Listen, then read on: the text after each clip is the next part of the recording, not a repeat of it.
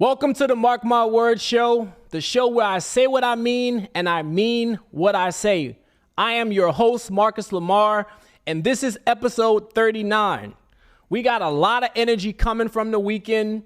Great weekend. The show is being brought to you from Los Angeles.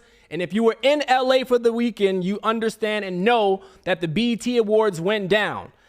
Now, I didn't watch the show because I've spent all weekend preparing and planning for this show, but I heard that it was one of the better shows in recent memory, so let's get into it. Let's unpack what happened, because we knew the weekend wasn't going to be without drama. Now, I'll be honest with you all. I was prepared to come in here and open with how I thought it was cool that the Migos had a reunion in honor of their fallen member Takeoff. But as I was preparing and planning for the show today, Cardi B and Offset appear to have some friction. Now, there's a screenshot circulating on social media where Offset is allegedly, and I'm going to use that word throughout this broadcast because I don't have any information to validate what is being reported. Offset is allegedly accusing Cardi B of cheating on him. I'm not going to word or say or repeat how he accused her of it, but basically, he's not feeling her right now, allegedly, right? Cardi B responded and basically called cap on all of Offset's claims. Now, in my humble opinion, I don't know what's going on between them, but I would not be surprised or shocked if this was a rollout for new music for either of them. Call me cynical, call me skeptical, call me a conspiracy theorist, but coming out of the BET Awards, everything seemed to be peaches and cream, at least on the surface. So for us to wake up and see Monday morning, by the time you all hear this episode, it'll be Tuesday. But for us to wake up Monday morning and see that Cardi B is being accused of cheating by her husband, where did this story come from? I want to tell you all, a story that gets put out or published or is reported, there's always an angle or reason for it. So whenever you see a story come across your timeline or your news feed, you have to ask yourself, who wants this story out and what's the story behind the story? As the host of this show, that is my job, to help you answer those questions. Now, I don't want to let those rumors overshadow what was an otherwise great night for Offset and Quavo. It was a joy seeing them on the stage together, performing in honor of Takeoff, who we all know was killed towards the end of last year. Now, I'm going to be honest with you all. I don't think that whatever friction or beef Offset and Quavo had is put behind them, but I can appreciate the fact that they were able to put aside their differences and come together for a specific moment and a common purpose in time. A lot of times in life, we hold grudges. We tend to cling to things that don't really serve us any purpose. And it was good to see them share a stage together, but it also crystallized the fact for me that we will never see the trio of Offset, Quavo, and Takeoff together again. Like, it's one thing for me to process, like, okay, Takeoff is never coming back. And obviously, he means much more to his family than just a rap artist. But seeing them on that stage last night at the BET Awards, where they had a great performance in my eyes, it just felt weird knowing that there was a member of the band or the group missing. So shout out to Takeoff, shout out to his family, shout out to Quavo, Offset, everybody at BET who had a hand in putting that production together. And that wasn't the only highlight of the night. It wasn't the only highlight of the night. Now, we did have a few lowlights. I have to shift gears to Patti LaBelle, who I'm quite fond of, even though that's not necessarily my generation, my bag. Shout out to my moms. That's more her era. Patti LaBelle was tapped to give a tribute to the late, great, iconic singer Tina Turner. Now, in Patti's defense, I will always vouch for anyone who takes accountability. I feel like a lot of people don't take accountability in life, especially adults. But that wasn't the case at the BET Awards Sunday night with Patti LaBelle. So for those of you who've been living under a rock or you might have missed what happened, here's what happened. Patti LaBelle was singing on stage, national TV primetime, everybody's tuned into the BET Awards, and plain and simple, she forgot the lyrics. She forgot the lyrics. She either forgot the lyrics or she couldn't see the lyrics on the teleprompter. Now, a lot of people had an issue with that because it's like for a song of that magnitude, which is simply the best song, one of Tina Turner's most famous songs, people feel like Patty should have either known the lyrics or memorized them. Like, you can't have a moment like that.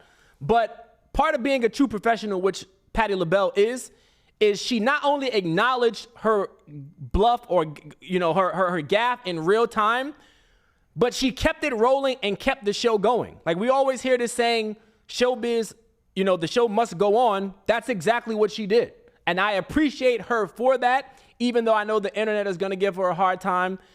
Miss Patti LaBelle, I applaud you for your professionalism. It happens to the best of them. I just messed up 30 seconds ago, but the show must go on. And we're now going to shift gears to another, whoa, head-scratching moment that happened at the BET Awards. And I want to get serious when I talk about this. So JT, one half of the City Girls group, and her significant other, Lil Uzi Vert, they were at the BET Awards show. Everything seemed to be going fine. But then all of a sudden, everything wasn't going fine.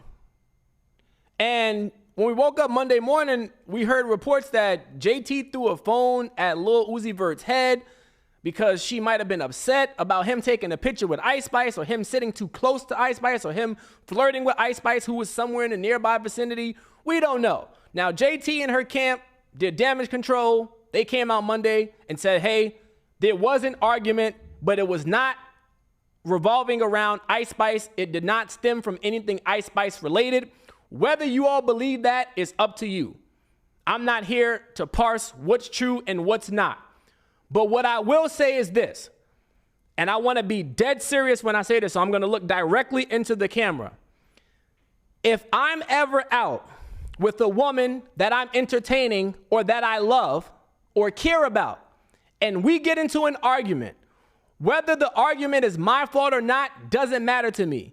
If you throw a cell phone at my head, you will be walking home that night. And then not only will you be walking home that night, but the next day I'm going to call your parents and tell them that their daughter has deceived me into thinking that she's an upstanding woman, when in actuality, she's masquerading as a woman who really is Roger Clemens with the baseball in his hand. Because there's no reason you should ever throw a cell phone at my head in public at an event. You must be out of your mind.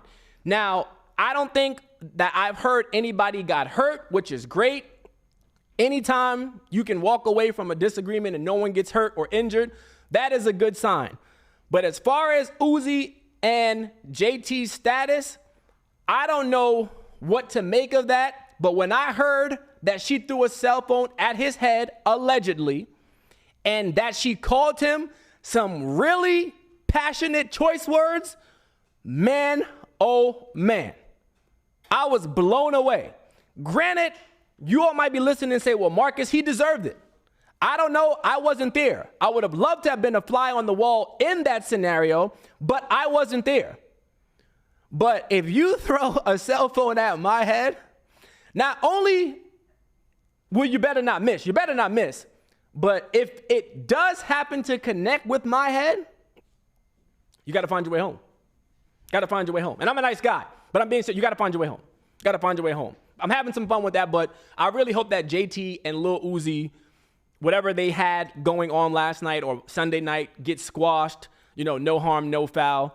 I want to applaud everybody at the BET Awards. I've seen a lot of people outside. A lot of my friends went to the events, went to the actual show.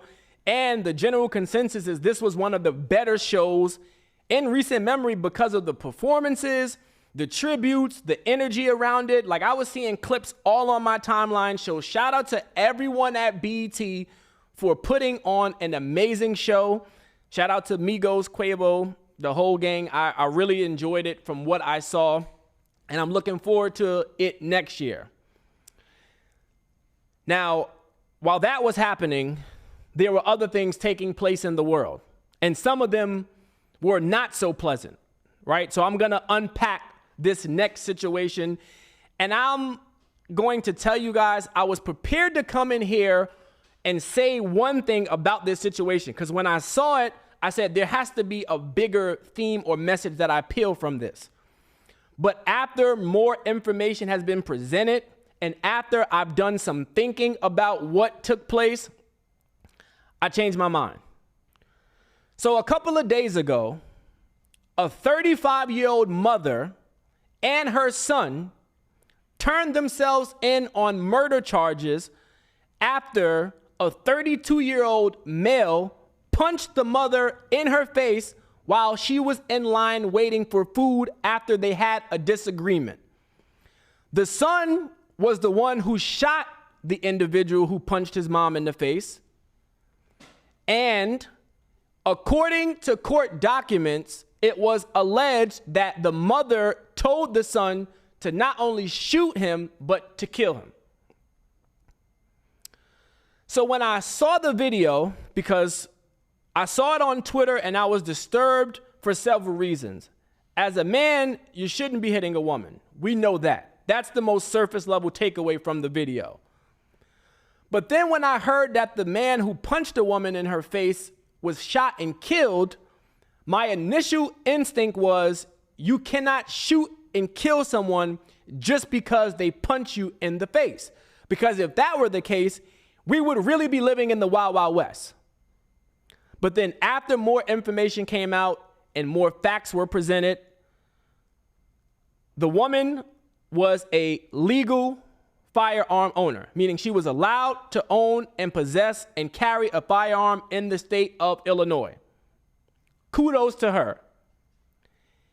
One could say, and I'm not gonna lie, when I saw the video, the dude cold clocked her twice in the face. Cold clocked her twice in the face. Not a great sight to see. Very sickening to the stomach. But when I found out that the kid shot him and killed him, of course, I feel empathy. I feel empathy. Because when I had heard that the mother and son got arrested and that the individual who punched the mother was killed, my initial instinct was, we have 3 lives lost now. 1 to the ground or the grave, and 2 to the system. Because at 35, even if she was to do 30 years, that means she wouldn't come out of prison until 60. And as a kid, as a 14-year-old, even if you do 30 years, that means you would have missed your entire formative years. Your young adult years, your formative years, your early adult years. So it's not a good optic, especially when you consider the fact that this situation could have been avoided entirely or altogether if one of the 2 involved parties simply walked away. Practicing emotional intelligence is something that people really need to work on. Really need to work on. It's something that has to be addressed.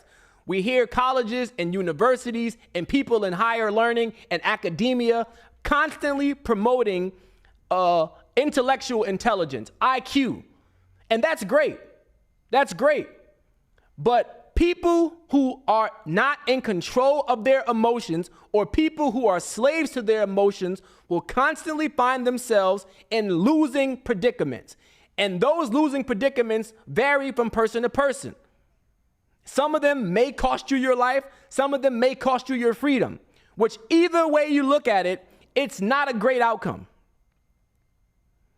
But the prosecutor's office on Monday, declined to move forward with charges against the mother and the son, which raised the question, was the mother and son justified in shooting and killing the man for punching her in the face?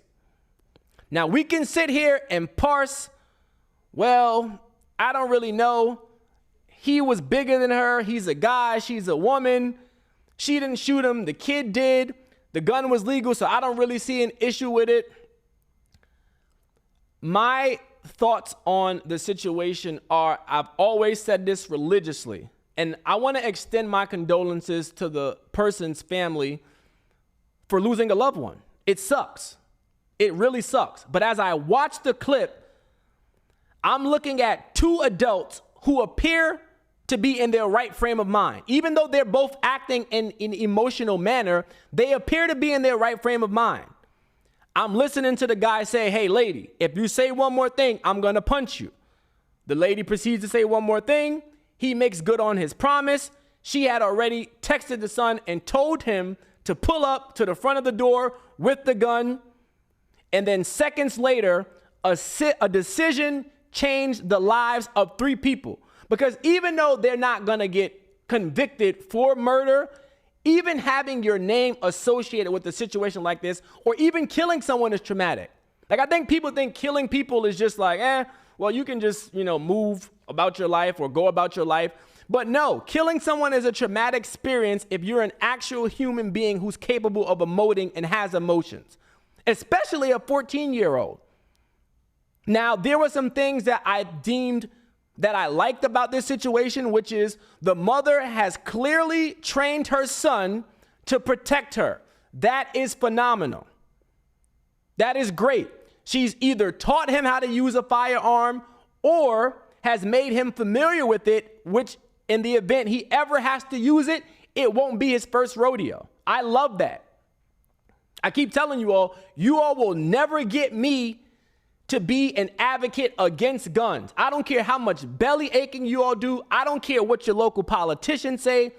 The gun debate in this country is something that I am not with.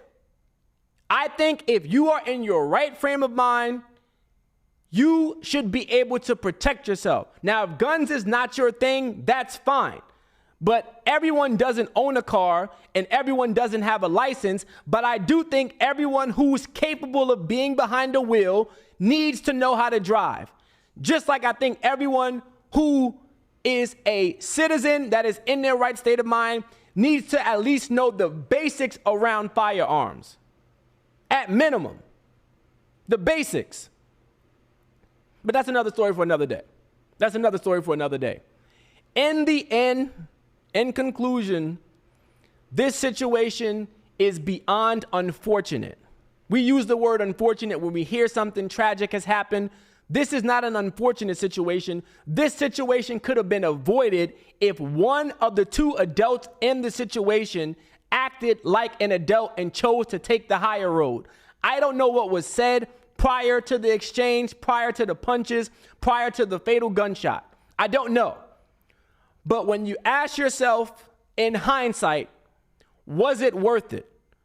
When I was a cop in DC, I remember one of my sergeants used to always tell me, is the juice worth the squeeze? And I said, what does that mean? He says, before you do anything in your life, on this job or in your personal life, you have to ask yourself, is what you are about to do worth the outcome or possible outcomes? And if the answer to that is no, then it would behoove you to remove yourself from that situation. But see, pride goeth before the fall, and that's what happened in this situation. The mother and son are fortunate to be getting off what it seems like is scotch-free, because there's a segment of people in this community or in this country that feel like, hey, they still should be charged. Because when you hear, okay, it was wrong for him to punch her in the face, obviously, but again, can we set the precedent that if someone punches you in your face and you have a gun and it's legal, you can just shoot and kill them? It's a slippery slope. It's a nuanced conversation. And again, I'm not coming out and picking sides. My standpoint or point of view on this is this could have been avoided if the parties involved made a conscious decision to say, you know what? I'm trying to make it home to my kids, my family, or this food that I was about to get, or this little disagreement we're engaged in is not worth either of our lives. Because it isn't. It really isn't. At 32, you still have a lot of life to live. At 35, you still have a lot of life to live. Hell, at 14, you still have a lot of life to live. So I don't mean to dampen the mood of the show, but very, very unfortunate situation, very tragic situation. And I caution all of you listening, whether you're a returning listener or a first-time listener, in your personal life, you have to find a way to practice emotional intelligence. It is one of the most difficult things you can ever do. but you never want to put yourself in a situation or predicament where your life is now drastically altered or affected because you were in a rage and couldn't process logic over emotion.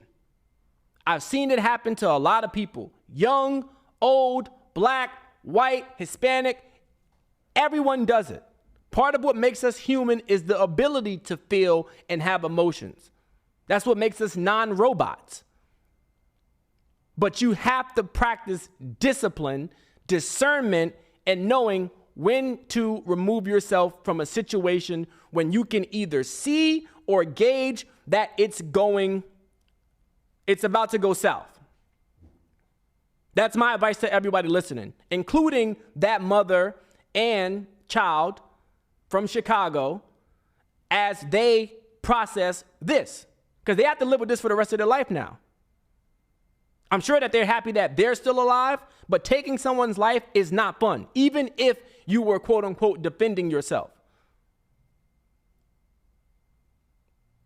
Sad news, man. Really, really, really, really, really sad story. Really, really, really sad story.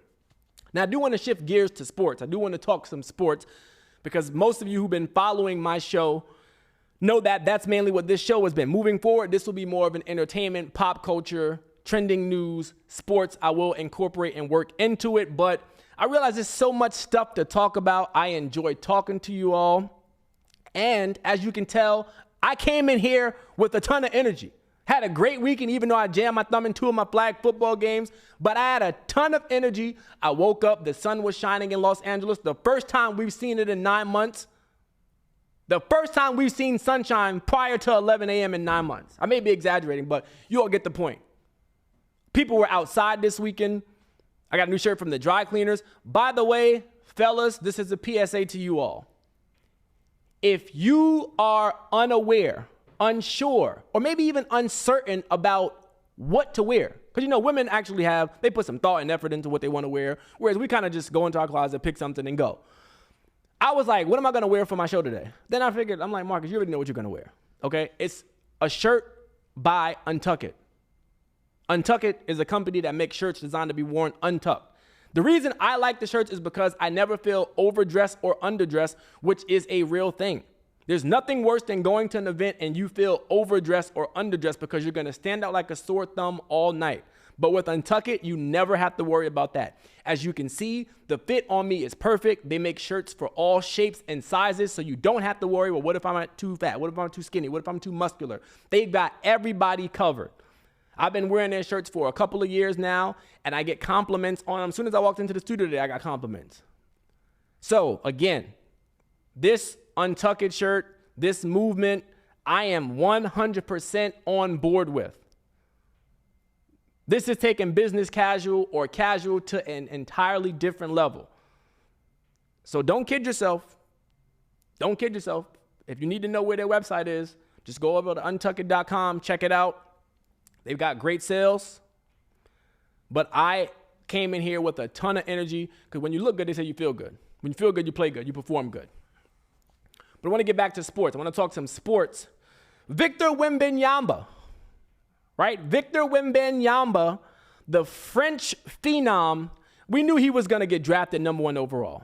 That's not shocking or was not a surprise to anybody, even though there were a lot of good players in the top 10 of this draft. You cannot pass up the opportunity to draft somebody that they're saying is a generational talent like LeBron James. Now, I don't believe that Victor Wembanyama is on the same level as LeBron James. Clearly, he's not. He's the most touted prospect since LeBron, but there's no such thing as the next LeBron or another LeBron. But I do wonder this, and this doesn't really mean anything in the grand scheme of things.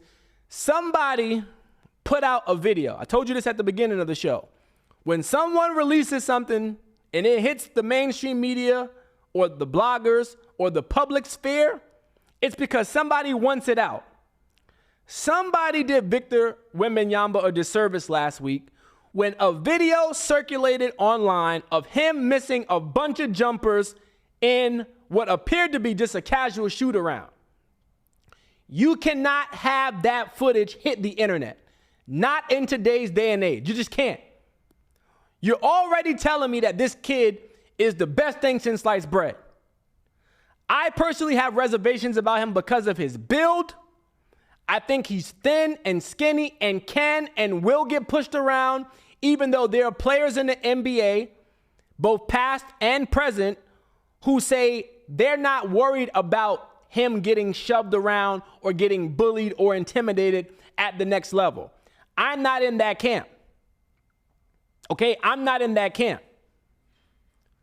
But to put out a video of Victor at 7'5", missing jumpers from inside the free throw line, I don't know who on the San Antonio Spurs staff or who was at that little mini workout, but for that footage to leak, somebody should be fired. The person who released the Draymond Green punching Jordan Poole footage should have been fired. But this person who released this footage of Victor Wembanyama missing all them open shots with no defense definitely should be fired. You just can't have that happen. The number 1 overall pick, y'all gassing this guy because the NBA is doubling, tripling, quadrupling down on this. Okay, we're not only taking the game global, but we want the next face of the league to be an international superstar as well. The NBA has done a masterful job of not only growing their game, but in search of the next person to fill LeBron's shoes, because like I said a few minutes ago, there is no next LeBron, but you do need to have somebody to be the face of the league, or they might do what Jordan did. They might do what they did after Jordan retired, which is have a face of the league by committee. You might have a bunch of players representing the league. Because as it currently stands, I don't know who's the best player in the NBA is. I don't know. You all are going to tell me that it's Nikola Jokic because you suffer from recency bias, which doesn't surprise me. Nikola Jokic just won the NBA championship. Shout out to him and the Denver Nuggets. He was crowned the finals MVP, and he's won, I believe, 2 of the last 3 MVP awards. And some of you all feel like he should have won the MVP award this year over Joel Embiid, but you're also wrong about that. Joel Embiid not only should have won the award, but he earned the award. So yes, I don't think Nikola Jokic is the best player in the NBA. Obviously, he's a top 5 player. And speaking of top 5 players, it got me to thinking, who are the top 5 best players in the NBA? Not who are my top 5 favorite players, who are the top 5 best players in the National Basketball Association? It's a good question. It's one that Kevin Durant basically responded to this past Friday when he hopped on Twitter into a Twitter space called KD Isn't a Top 5 Player.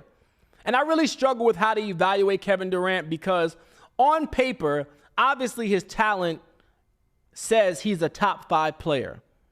But there's just something missing about Kevin Durant that I can't put my finger on it. Or maybe I can. Maybe I know what that something is. And I think that's what keeps me from actually keeping him out of my top 5. I know that he should be there, and I feel asinine for not including him there. But if I was going with the top 5 basketball players in the National Basketball Association right now, as of this show, in no particular order, I would go Nikola Jokic. I would go Giannis Antetokounmpo. I would go Joel Embiid. I would go LeBron James, and I would probably have Steph Curry there. Now, that's tough. Kevin Durant would be after Steph. And I understand that people would say, well, Marcus, Kevin Durant is a better player than Steph Curry. He's taller, but it's hard for me to... Y'all tried to tell me Steph Curry was the best player in the NBA last year after he won a championship. This is why I have a hard time listening to you all, because your definition or idea of who the best player is year to year.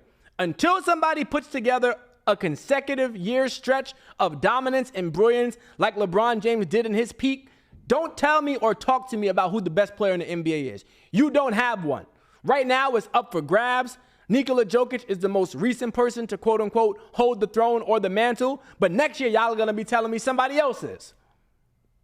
So that's why I can't put too much stock when we have these conversations, because your idea or most people's idea of who the best player in the NBA is a year-to-year thing, and that's not what I'm into.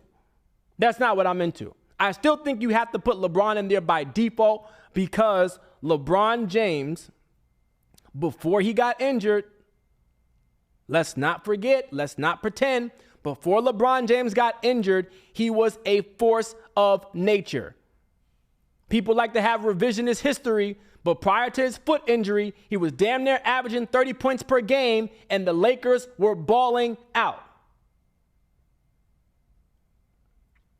Now, I'm not going to argue vehemently against anyone who thinks Kevin Durant is a top 5 player or should be in the top 5, because that's not a ludicrous take to have. We know what Kevin Durant is capable of as a player. In terms of leading other people or getting other people to buy in to a system or a common goal, I don't know that that's him.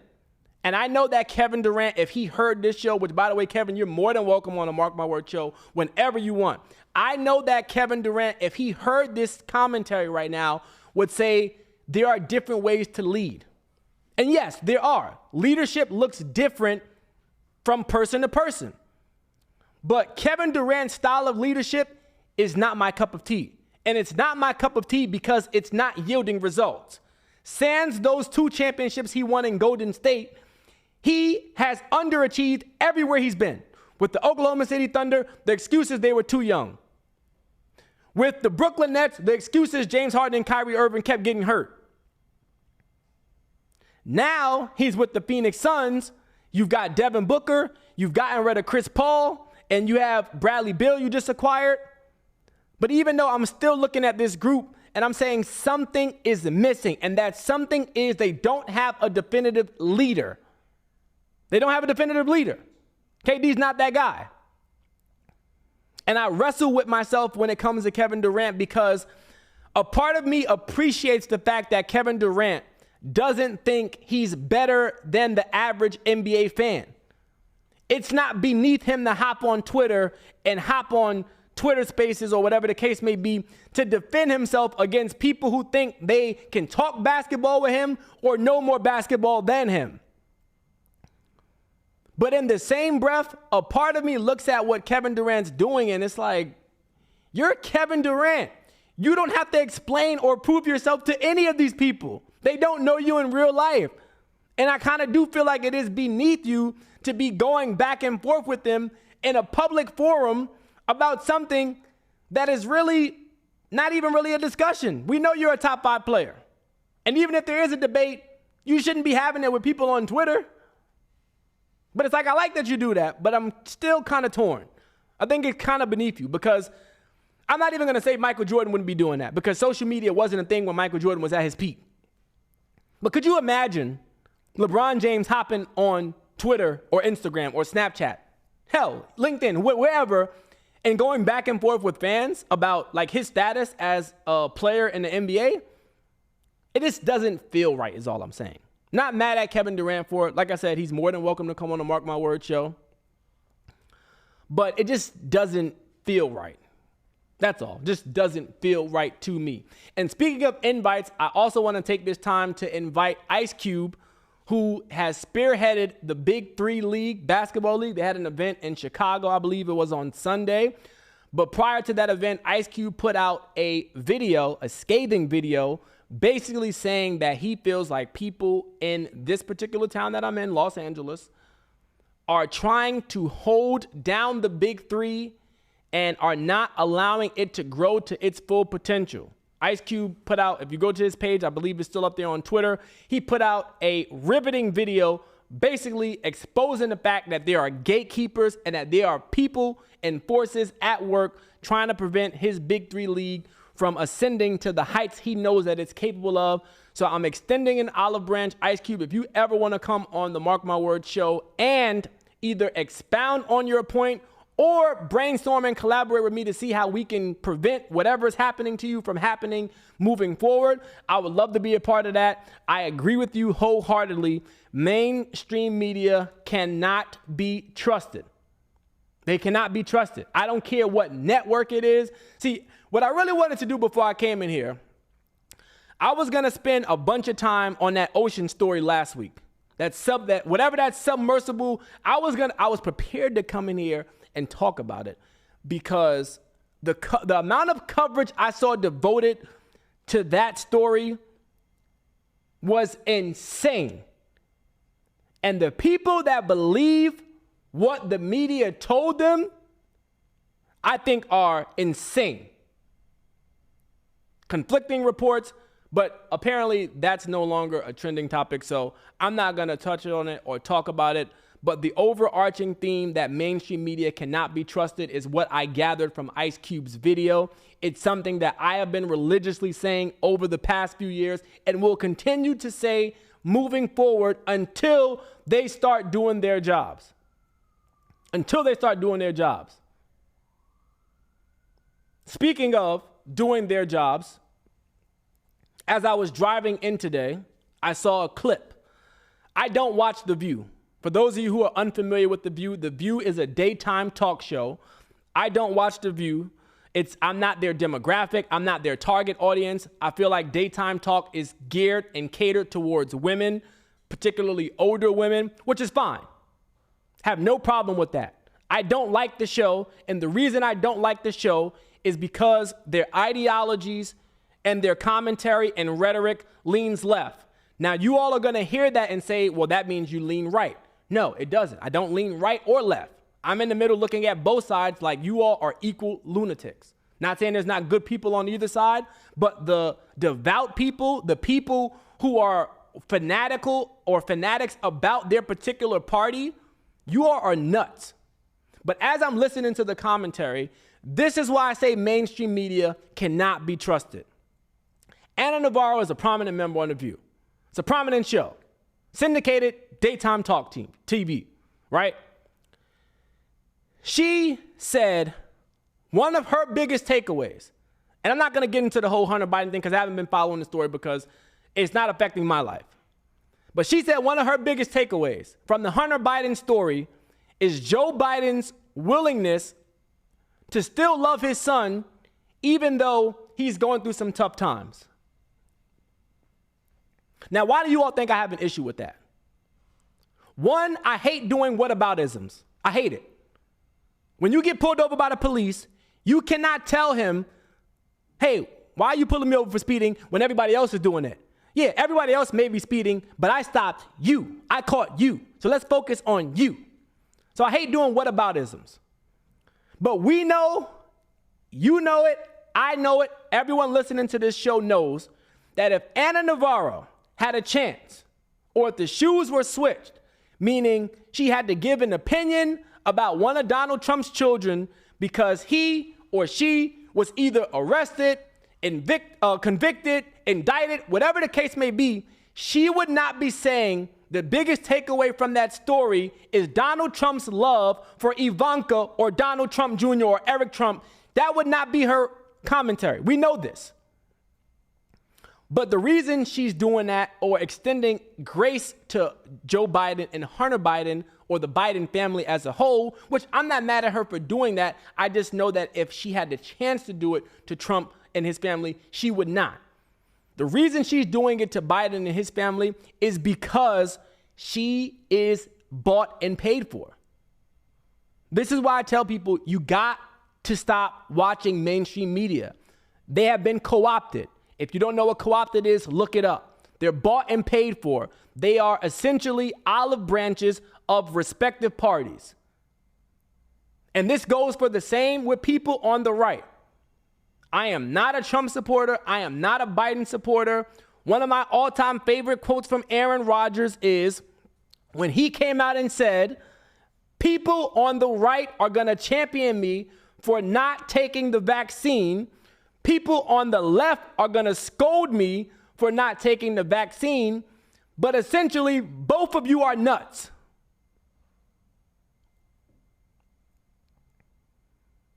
Forgive me for thinking that journalism or reporting should be to present the facts of a story to your audience and allow them to make their own determinations or conclusions or arrive at their own answers. Mainstream media should, or maybe it did start this way, but it shouldn't have. Mainstream media should not be in the business of influencing or swaying public opinion. But unfortunately, that is what it has become. all of these networks, whether it be CNN, Fox, NBC, MSNBC, none of these people that are in mainstream media are going to actually tell you how they really think and feel about issues because they have sold out. They've sold out. They've chosen a side, which in turn alienates anybody from talking to you from the other side. It's one of the reasons why I don't like identifying myself in a group, because once you tell someone you're a Democrat, now Republicans are looking at you side-eye. Once you tell somebody you're a Republican, now Democrats are looking at you side-eye. As opposed to saying, look, I'm not pledging my allegiance to any party. I'm going with the candidate who makes the most sense, even though they all say the same thing and nothing ever gets done or changed. I just don't understand how people don't see the agenda of divide and conquer. It's the oldest trick in the book. We've all been a victim of it or fallen prey to it, and yet and still somehow it continues to destroy our society and our country. So I say all that to say, if you're wondering, do I watch The View? The answer to that is no, I do not watch The View. I will not be tuning into The View. I just harped on that particular clip because I thought that it was telling about where we're at in terms of mainstream media. Everyone's favorite word is toxic. People started going to therapy and it's like, oh, this is toxic behavior. This is a toxic workplace. You know what is toxic? Sitting down, watching the news or thinking that the news is actually going to tell you the truth about something. And I blame my mother's generation for this too, because they're still hell-bent and relying on the news. But if you were born, I would say probably if you're a millennial, Gen Z, Gen Y, whatever, baby, there's no excuse for you. If you grew up in the internet age or you have access to the internet, you should be able to formulate and make your own opinions devoid of what the mainstream media is reporting or telling you. You all have to grow up. You all have to grow up. You do. You have to grow up at some point. And by the way, Anna Navarro, you ever want to come on the show, you can come on the show too. I would love to have a back and forth with you. Anna Navarro, I would really love, if you see this clip, some way, shape, or form, I would really, or hell, you can invite me on The View. That's the only way I would watch The View, is if you invite me on there, which you guys would never invite me on there, because that'd be your most viewed episode. I promise you, that would be your most viewed episode. Give me 3 minutes, no commercial breaks. I would say my points, boom, boom, boom. We can have a dialogue, go back and forth. It doesn't have to be a shouting match or a yelling match. And in the Raw, mark my word show. Let me know. I'm not sure where you guys film. It might be in New York. I have ties in New York. I have no problem taking a cross-country flight. No problem. That will happen, but I've extended the invite. That's all I can do. I've extended the invite. Now, before I get out of here, I do want to talk about the Warriors. The Warriors traded for Chris Paul. It was an odd trade to me because you guys already have a point guard in Steph Curry and you have a facilitator in Draymond Green. So I don't really see the need for Chris Paul. At this point in Chris Paul's career, he's playing musical chairs. He's going from team to team to team to team. Do I think Chris Paul can still play? Sure. Do I think he can still play at an elite level consistently? No. But that's another story for another day. That's another story for another day. The reason the Chris Paul trade is interesting to me has nothing to do with Draymond Green. I've been looking at the Warriors and the moves they've been making, and here's the reality of the situation. The moment Draymond Green punched Jordan Poole in his face, and that video leaked, Jordan Poole was on borrowed time with that team. Even though the Warriors won a championship and Jordan Poole had some moments in the playoffs where he shined and other moments where it was like, okay, what is this kid doing? Jordan Poole was always on borrowed time. Now, Jordan Poole is obviously a younger player. He's a more potent offensive player than Draymond Green. But the Warriors are indebted to Draymond Green, Steph Curry, and Klay Thompson. They are. They just are. Draymond Green literally socked a fellow employee in his face at work And they chose to keep that guy over the guy who got punched. Let that sink in. Let that sink in.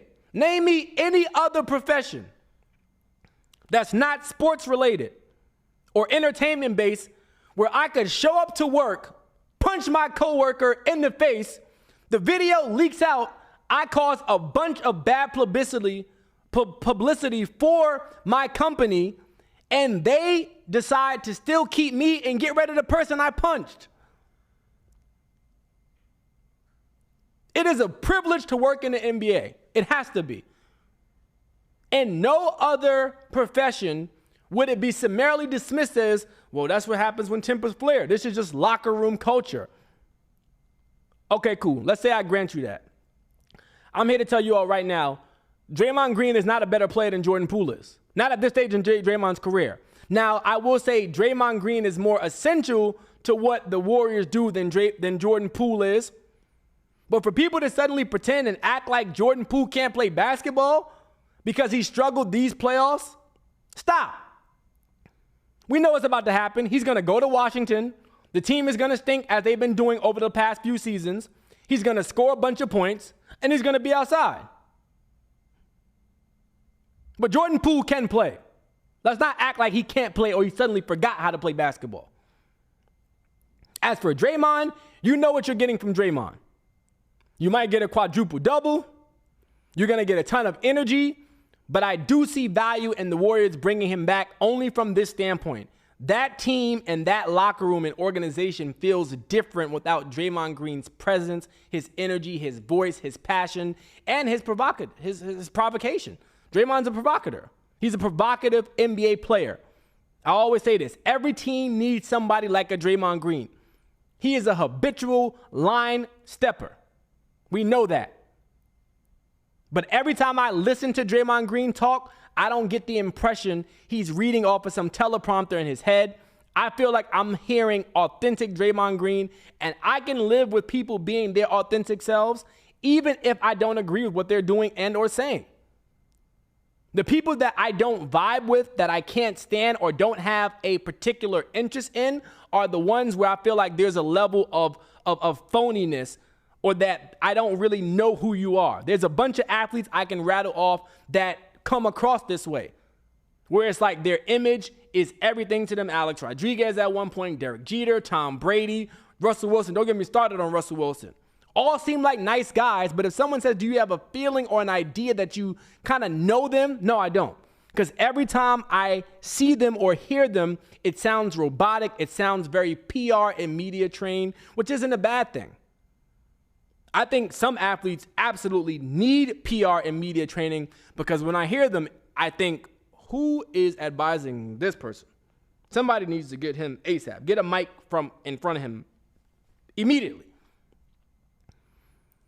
Draymond Green, I can listen to him talk every day, all day. I can listen to him talk any day, all day. I just don't think that where he's at right now in his basketball career, he's still the asset to Golden State that he was in the past versus him being a liability. That's my only thing with Draymond. But it should be a fun NBA season. Whenever the NBA season returns, it should be a fun one. Everyone's picking the Nuggets to repeat. I think they're one and done. I said that. It's hard to win back-to-back championships in this league unless you have a transcendent team like the Chicago Bulls or Shaq and Kobe where you have 2 1A type players, or LeBron and D-Wade. It's hard. Or Kevin Durant and Steph Curry. It's hard. I respect Jamal Murray and Nikola Jokic, but I don't think the gap between the Nuggets and everybody in the NBA is as big as people are leading on or want to believe. We obviously have to wait and see what they do in the offseason, but it should be fun. Before I get out of here, I want to still keep it on the NBA because this is going to pain me to say. I like Damian Lillard a lot. I think Damian Lillard is one of the most genuine people the NBA has to offer. I really do. I've never met him. I've never had a conversation with him. Would love to interview Damian Lillard or just talk basketball with him. I think he is a good human. But Damian Lillard is full of shit. He's full of shit. And when I say that affectionately because, like I said, I like the guy, but there's no reason another NBA draft has come and gone and Damian Logo Lillard is still a member of the Portland Trail Blazers. But you see, I'm on to Damian Lillard. I know the game he's running. I tried to tell you all this years ago. Damian Lillard does not want to leave Portland because in life, people do not want to come across as the bad guy.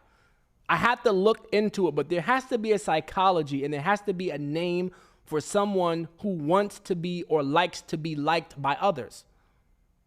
I'm not saying you need to go around and have a desire to be hated by people, but Damian Lillard should have been left Portland. He knows this. His family knows this. I know this. Those of you listening to this show know this. We know this.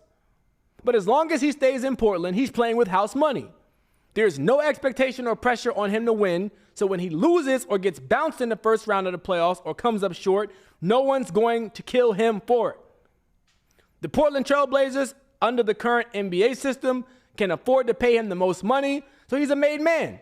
It's hard to walk away from a team that's giving you an extra 40 to 60 M's versus another team that's not. I get it. And last but not least, Damian Lillard gets treated like a god because outside of Nike, what else is there in Oregon?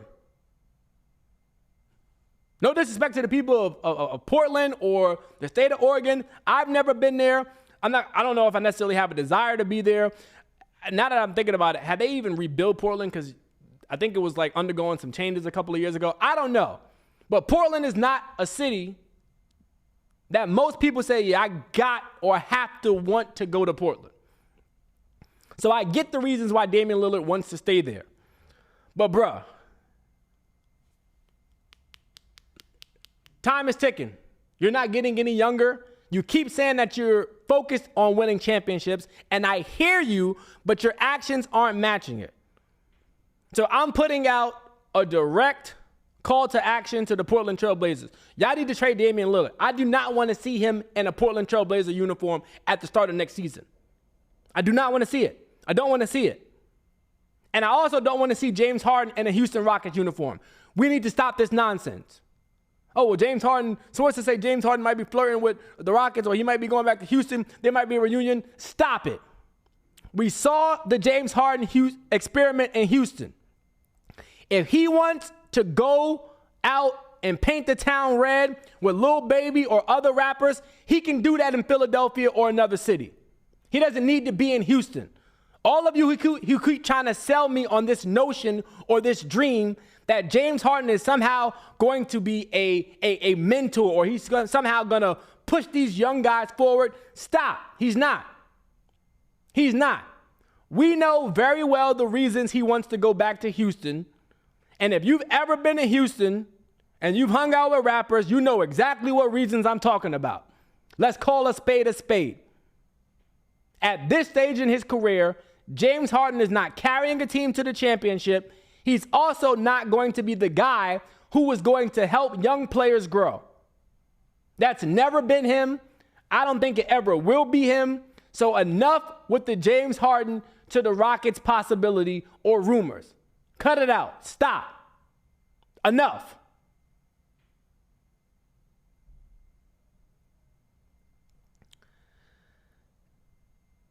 This was fun. This was fun. This was fun. A lot of energy, I appreciate you all for listening. For those of you who are listening, like I said, returning listeners, first-time listeners, I encourage you all to follow my YouTube channel, Marcus Lamar, on YouTube. My show is on all major streaming platforms. So if you have an iPhone, that would be the Apple Store. I'm on iHeartRadio, Spotify, Spreaker, Google Podcasts as well for all my Android listeners. Don't want to leave you guys out. I hope you enjoyed listening to the show as much as I've recorded. And like I always say, a closed mouth doesn't get fed and a scared thought never gets said. Never be afraid to share what's on your mind. You will be hearing from me again. Mark my words.